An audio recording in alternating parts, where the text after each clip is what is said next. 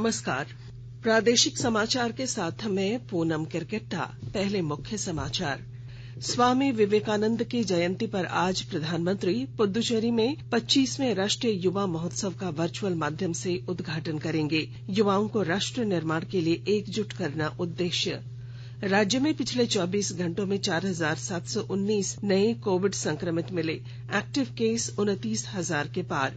वित्त वर्ष 2021-22 के लिए आयकर रिटर्न और ऑडिट रिपोर्ट दाखिल करने की अंतिम तिथि बढ़ाई गई। और एएफसी महिला एशिया कप के लिए भारतीय फुटबॉल टीम में झारखंड की सुमति कुमारी का चयन। मुख्यमंत्री ने दी बधाई। और अब समाचारों में आगे बढ़ने से पहले जरूरी संदेश। देश के कई हिस्सों में कोविड का संक्रमण तेजी से बढ़ रहा है। हम श्रोताओं से सतर्क रहने और 15 से 18 वर्ष के बच्चों सहित अन्य लोगों को टीके लगवाने में मदद करने की अपील करते हैं। कोरोना वायरस का नया स्वरूप ओमिक्रॉन चिंता का कारण है। कृपया सुरक्षित रहने के लिए 3 सरल उपायों का पालन अवश्य करें। मास्क पहनें, 2 गज की सुरक्षित दूरी बनाए रखें, हाथ और चेहरे की सफाई का विशेष ध्यान दें। कोविड संबंधी किसी भी जानकारी और सलाह के लिए राष्ट्रीय हेल्पलाइन नंबर 011-2397-8046 और 1075 पर संपर्क करें।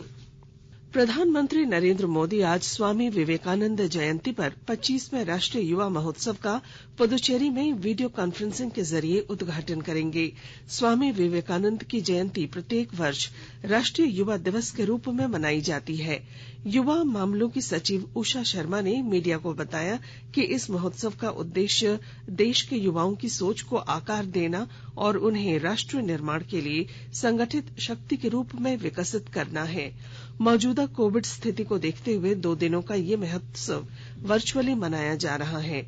उद्घाटन के बाद राष्ट्रीय युवा सम्मेलन का आयोजन किया जाएगा, जिसका लक्ष्य देश की विविध संस्कृतियों को एक भारत श्रेष्ठ भारत के सूत्र में पिरोना और युवाओं को राष्ट्र निर्माण के लिए प्रेरित, संगठित और सक्रिय करना है, ताकि देश की आबादी की वास्तविक क्षमता उजागर हो सके। सम्मेलन के दौरान युवाओं को पर्यावरण, जलवायु परिवर्तन, सतत विकास लक्ष्यों के अनुरूप विकास, प्रौद्योगिकी, उद्यमिता और नवाचार, स्वदेशी तथा प्राचीन ज्ञान के सदुपयोग, राष्ट्रीय चरित्र और राष्ट्र निर्माण जैसे विषयों पर अपने विचार प्रकट करने का मौका मिलेगा। प्रधानमंत्री नरेंद्र मोदी आज तमिलनाडु में 11 नए सरकारी मेडिकल कॉलेज और चेन्नई केंद्रीय शास्त्रीय तमिल संस्थान के नए परिसर का उद्घाटन करेंगे। इन चिकित्सा महाविद्यालयों की स्थापना सुलभ चिकित्सा शिक्षा को बढ़ावा देने और देश के हर भाग में स्वास्थ्य संबंधी बुनियादी ढांचा मजबूत करने के प्रधानमंत्री के लगातार प्रयासों के तहत है। इन नए मेडिकल कॉलेजों में कुल 1,450 सीटों की क्षमता होगी। ये उन जिलों में मेडिकल कॉलेज स्थापित करने की केंद्र प्रायोजित योजना के तहत हैं, जिनमें सरकारी या निजी मेडिकल कॉलेज नहीं है। केंद्रीय शास्त्रीय तमिल संस्थान की स्थापना भारतीय विरासत को संरक्षित करने और शास्त्रीय भाषाओं को बढ़ावा देने की प्रधानमंत्री की परिकल्पना के अनुरूप है। राज्य में कोरोना संक्रमितों की संख्या में लगातार बढ़ोत्तरी हो रही है। पिछले 24 घंटों में 4,719 संक्रमित मिले, जबकि 1,692 लोग स्वस्थ हुए हैं। वहीं 4 लोगों की मौत हुई। प्रदेश में सक्रिय मामलों की संख्या बढ़कर 29,042 हो गई है। रिकवरी रेट 91.15% है। पाकुड़ जिले में कोरोना संक्रमण रोकने को लेकर मुहिम लगातार तेज हो रही है। कोविड जांच, वैक्सीनेशन के साथ सरकार के गाइडलाइन का अनुपालन कराने पर जिला प्रशासन का विशेष फोकस है। विस्तृत ब्यौरा दे रहे हैं हमारे पाकुड़ संवाददाता। कोरोना संक्रमण के फैलाव को रोकने की दिशा में जिला प्रशासन ने अब गाइडलाइन का अनुपालन कराने, वैक्सीनेशन को गति देने एवं कोविड जांच के मामले में तेजी से काम कर रहा है। मेगा अभियान चलाकर 4 दिनों के अंदर 20,000 से अधिक लोगों को कोरोना का टीका लगाया गया है। पूरे जिले में सघन मास्क जांच अभियान चलाए जा रहे हैं। अब तक हजारों रुपये बिना मास्क लगाने वाले लोगों से बतौर जुर्माना भी वसूला गया है, तो गाइडलाइन का उल्लंघन करने वाले आधा दर्जन से अधिक दुकानदारों को नोटिस जारी किया गया है। जिले के उपायुक्त वरुण रंजन खुद संक्रमित वैसे मरीज जो होम आइसोलेट हैं, उनसे सीधा दूरभाष पर संपर्क कर उनका हाल चाल भी ले रहे हैं। राम प्रसाद सिन्हा, आकाशवाणी आकाशवाणी समाचार पाकुड़। देश में अब तक 153 करोड़ 70 लाख से अधिक कोविड रोधी टीके लगाए जा चुके हैं। इनमें 89 करोड़ 40 लाख से अधिक पहली डोज के रूप में और 64 करोड़ 11 लाख से अधिक दूसरी डोज के रूप में लगाए गए। केंद्रीय स्वास्थ्य मंत्रालय ने बताया है कि अब तक 18,52,000 से अधिक एहतियाती डोज पात्र श्रेणी के लोगों को लगाए गए हैं। वहीं अब तक 2 करोड़ 81 लाख से अधिक टीके 15 से 18 वर्ष के किशोरों को लगाए गए हैं। कोविड संक्रमण से बचाने के टीकाकरण अभियान की नियमित रूप से उच्च स्तर पर समीक्षा की जा रही है। सरायकेला खरसावां जिले में कोविड-19 टीकाकरण अभियान के दौरान पात्र लोगों का बूस्टर डोज टीकाकरण भी किया जा रहा है। ब्यौरे के साथ हमारे संवाददाता। सरायकेला खरसावां जिले में कोविड-19 टीकाकरण अभियान के दौरान बूस्टर डोज का टीकाकरण भी प्रारंभ कर दिया गया है। जिले के सदर अस्पताल एवं सभी सामुदायिक स्वास्थ्य केंद्र में बूस्टर डोज का टीकाकरण प्रारंभ हुई। गंभीर बीमारी से ग्रसित 60 वर्ष या इससे अधिक उम्र वाले लोगों का तथा फ्रंटलाइन वर्कर एवं जिले के सभी हेल्थ वर्करों का बूस्टर डोज टीकाकरण प्रारंभ कर दिया गया है। उपायुक्त अरवा राज कमल ने कहा कि कोविड-19 को हराना है तो टीका अवश्य लेना है। जिले में 9,78,300 लोगों का टीकाकरण हुआ है। जिले में बूस्टर डोज लेने वालों की संख्या 112 है। गोलक बिहारी, आकाशवाणी समाचार, सरायकेला खरसावां। भारतीय आयुर्विज्ञान अनुसंधान परिषद ने कहा है कि कोविड रोगियों के संपर्क में आए लोगों को जांच की जरूरत नहीं है जब तक कि वे अन्य रोगों से ग्रस्त होने के आधार पर अधिक जोखिम श्रेणी में न आते हों। भारतीय आयुर्विज्ञान अनुसंधान परिषद ने जारी परामर्श में बताया है कि बिना लक्षण वाले लोग घर पर पृथकवास की अवधि पूरा कर चुके मरीज, कोविड केंद्र में उपचार के बाद स्वस्थ हो चुके रोगियों और एक से दूसरे राज्य में यात्रा कर रहे व्यक्तियों को भी कोविड जांच की आवश्यकता नहीं होगी। गोड्डा जिले में कोरोना संक्रमण लगातार फैल रहा है। अभी कुल संक्रमितों की संख्या 268 हो गई है। 60 वर्ष से ऊपर की आयु और फ्रंट लाइन वर्कर्स को एहतियाती डोज देना शुरू हो गया है। साथ ही 15 से 18 वर्ष तक के किशोर किशोरियों को भी कोरोना रोधी टीके लगाए जा रहे हैं। इधर जिला हेडक्वार्टर में कोरोना संबंधी कंट्रोल रूम बनाया गया है। आकाशवाणी के ताजा तरीन समाचारों के लिए आप हमारी वेबसाइट newsonair.com पर लॉग ऑन कर सकते हैं। ताजा समाचार Twitter handle @AIR News Alerts और Facebook page all India radio news पर भी उपलब्ध है। आप प्रादेशिक समाचार एकांश के ट्विटर हैंडल @AIR News_Ranchi और फेसबुक, इंस्टाग्राम पेज तथा YouTube channel AIR News Ranchi पर भी हमारे बुलेटिन सुन सकते हैं।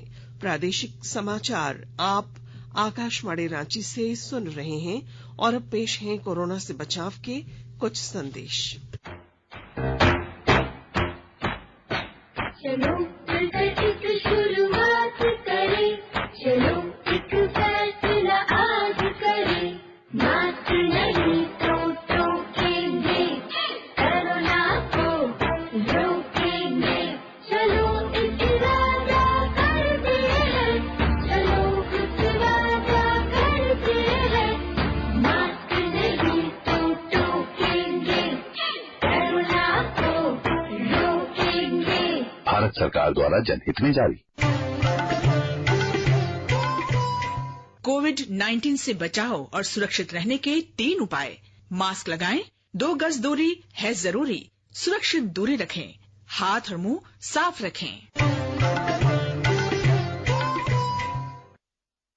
प्रादेशिक समाचार में आपका फिर स्वागत है। केंद्रीय प्रत्यक्ष कर बोर्ड CBDT ने आकलन वर्ष 2021-22 के लिए ऑडिट रिपोर्ट और आयकर रिटर्न भरने की अंतिम तारीख बढ़ा दी है। वित्त मंत्रालय ने कहा है कि कोविड के कारण करदाताओं की परेशानी को देखते हुए यह फैसला लिया गया है। 2021-22 के लिए आयकर रिटर्न भरने की तिथि पहले 15 जनवरी तक बढ़ाई गई थी और अब इसे 15 मार्च कर दिया गया है। ऑडिट रिपोर्ट जमा करने की अंतिम तिथि बढ़ाकर 15 फरवरी कर दी गई है। अमृत महोत्सव के तहत आकाशवाणी के साप्ताहिक क्विज में आइए आप भी शामिल हों। आजादी के 75 वर्षों का पर्व अमृत महोत्सव।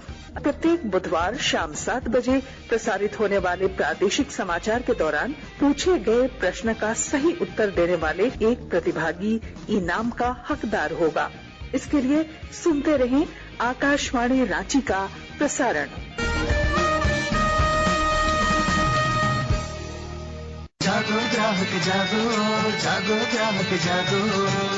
आजादी का अमृत महोत्सव के लिए सभी उपभोक्ताओं को शुभकामनाएं। हॉलमार्क सोने की शुद्धता सुनिश्चित करता है। हमेशा हॉलमार्क वाले सोने के आभूषण खरीदें। उपभोक्ता किसी भी शिकायत के लिए कृपया राष्ट्रीय उपभोक्ता हेल्पलाइन टोल फ्री नंबर 14404 पर संपर्क करें। उपभोक्ता मामले विभाग, भारत सरकार द्वारा जनहित में जारी। जानो अपने अधिकारों को, अपने हक पहचानो, बेईमानों को सबक सिखाओ, ग्राहक अब तो जागो। जागो ग्राहक जागो, जागो ग्राहक जागो। देश भर में प्रमुख खुदरा बाजारों में खाद्य तेल की कीमतों में प्रति लीटर 5 से 20 रुपए तक की कमी आई है। सरकार ने कहा है कि 167 केंद्रों से मिले रुझानों से ऐसा स्पष्ट हुआ है। उपभोक्ता कार्य, खाद्य और सार्वजनिक वितरण मंत्रालय ने कहा है कि देश की प्रमुख खाद्य तेल कंपनियों ने कीमतों में प्रति लीटर 15 से 20 रुपए तक की कटौती की है।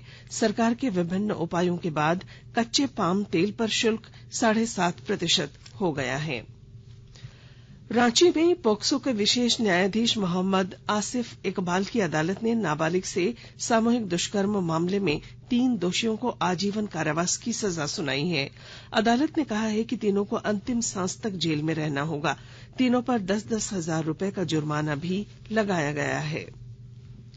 लातेहार जिले के चंदवा थाना क्षेत्र के टोरी बरकाकाना रेलखंड पर रेल ट्रैक मेंटेनेंस ट्रॉली और टीआरडी के टावर वैगन के बीच हुई टक्कर में 3 रेल कर्मियों की मौत हो गई, जबकि उस पर सवार 5 लोग घायल हो गए। ट्रॉली पर कुल 8 लोग सवार थे। लाइन ब्लॉक लेकर मैकलस्कीगंज और निंद्रा के बीच अप लाइन पर काम हो रहा था। ट्रॉली निंद्रा से टोरी स्टेशन की ओर जा रही थी, जबकि टावर वैगन निरीक्षण के लिए जा रही थी। इसी दौरान आमने सामने की जोरदार टक्कर हो गई। झारखंड की फुटबॉलर सुमति कुमारी का चयन एएफसी एशिया कप के लिए भारतीय सीनियर महिला टीम के लिए किया गया है। सुमति गुमला की रहने वाली हैं। मुख्यमंत्री हेमंत सोरेन ने भारतीय महिला फुटबॉल टीम का हिस्सा बनने पर सुमति को बधाई और शुभकामनाएं दी हैं। एएफसी महिला एशिया कप 20 जनवरी से 6 फरवरी तक महाराष्ट्र के 3 स्थानों पर होगा। फॉरवर्ड पोजीशन में खेलने वाली सुमति पिछले महीने ढाका में आयोजित अंडर 19 सैफ चैंपियनशिप में उप विजेता भारतीय टीम में शामिल थीं। रांची में खेलगांव थाना परिसर में कुख्यात अपराधी अमन साहू और सुजीत सिन्हा गिरोह के नाम से एक व्यापारी से 5 लाख रुपए की रंगदारी मांगने के मामले में 3 अपराधियों को पुलिस ने गिरफ्तार किया है। रांची में साइबर सेल में कार्यरत सिपाही की बाइक कल 3 अपराधी डिबडी पुल के पास से लूट कर फरार हो गए। पाकुड़ जिले के सदर अस्पताल में कोरोना संक्रमित 2 गर्भवती महिलाओं का सफल ऑपरेशन किया गया। और अब अखबारों की सुर्खियां। राज्य से प्रकाशित लगभग सभी अखबारों ने झारखंड की सुमति कुमारी के एशिया कप फुटबॉल टूर्नामेंट के लिए चयन और राज्य में कोरोना की स्थिति की खबर को प्रमुखता दी है। प्रभात खबर ने कोरोना के बढ़ते संक्रमण को देखते हुए सचिवालय में बैठकों पर रोक, मंत्री और अफसर घर से कर रहे हैं काम, इसे लीड बनाया है। हिंदुस्तान ने लिखा है राज्य में कोरोना का कहर, 4 की मौत। दैनिक जागरण ने जेईई मेंस सहित सभी परीक्षाएं मार्च अप्रैल में कराने की एनटीए की तैयारी की खबर को पहले पन्ने पर दी है। वहीं दैनिक भास्कर ने कोरोना की तीसरी लहर में राजधानी रांची में युवा सबसे ज्यादा संक्रमित, इसे अपनी लीड बनाई है। अंग्रेजी अखबार द टाइम्स ऑफ इंडिया और हिंदुस्तान टाइम्स ने उत्तर प्रदेश में योगी सरकार के कैबिनेट मंत्री स्वामी प्रसाद मौर्य का मंत्रिमंडल से इस्तीफा और समाजवादी पार्टी में शामिल होने की खबर को पहले पन्ने पर जगह दी है। और अब अंत में मुख्य समाचार। स्वामी विवेकानंद की जयंती पर आज प्रधानमंत्री पुदुचेरी में 25वें राष्ट्रीय युवा महोत्सव का वर्चुअल उद्घाटन करेंगे। युवाओं को राष्ट्र निर्माण के लिए एकजुट करना उद्देश्य। राज्य में पिछले 24 घंटों में 4719 नए कोविड संक्रमित मिले। एक्टिव केस 29,000 के पार। वित्त वर्ष 2021-22 के लिए आयकर रिटर्न और ऑडिट रिपोर्ट दाखिल करने की अंतिम तिथि बढ़ाई गई। और AFC महिला एशिया कप के लिए भारतीय फुटबॉल टीम में झारखंड की सुमति कुमारी का चयन, मुख्यमंत्री ने दी बधाई। और इसके साथ ही आकाशवाणी रांची से प्रादेशिक समाचारों का ये बुलेटिन समाप्त हुआ। नमस्कार।